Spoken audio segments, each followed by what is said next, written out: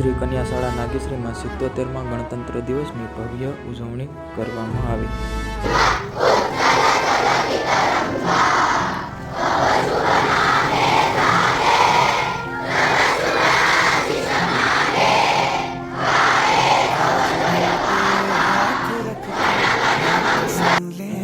શિક્ષકો અને વિદ્યાર્થીઓ દ્વારા શાળાને સુંદર રીતે શણગારવામાં આવી હતી.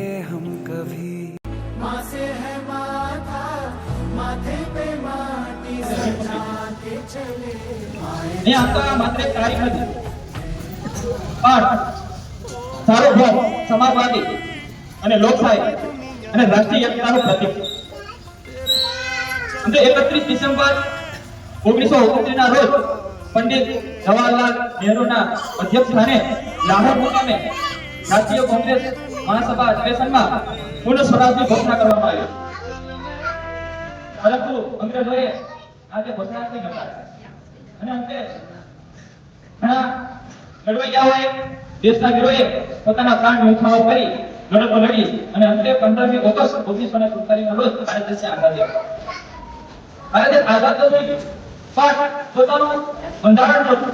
દેશને હલાવવા માટે તેઓ જે નિયમો ન એટલા માટે ધ્વજવંદન કાર્યક્રમ બાદ સાંસ્કૃતિક કાર્યક્રમની ઝલક પણ જોવા મળી.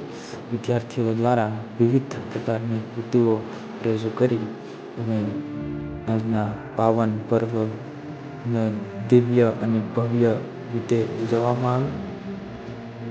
તો બોલો ભારત માતા કી જય.